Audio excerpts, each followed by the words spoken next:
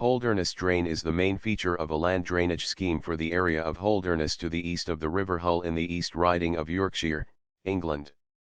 Construction began in 1764, and several notable civil engineers were involved with the scheme over the years. Despite the high costs of the initial scheme, it was not particularly successful, because of the refusal of the ship owners of Hull to allow an outlet at Marflate. They insisted that the water be discharged into the River Hull to keep the channel free of silt.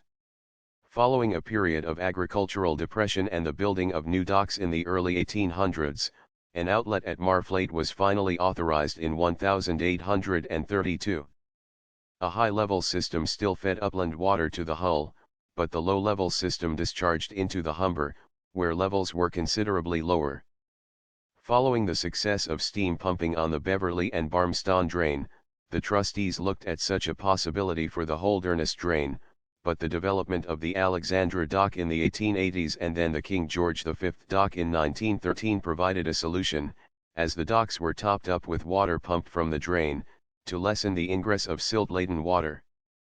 Responsibility for the scheme rested with the trustees of Holderness Drainage from its inception in 1764 until 1930, when a major overhaul of land drainage legislation took place. Since then it has been managed by a catchment board, a river board, a river authority, a water authority, the National Rivers Authority and the Environment Agency. Since 1930, the smaller drainage ditches that feed into the Holderness drain have been the responsibility of an internal drainage board. In order to improve the efficiency of the system, pumping stations were built at Ticton, Great Culvert, and East Hull in 1972.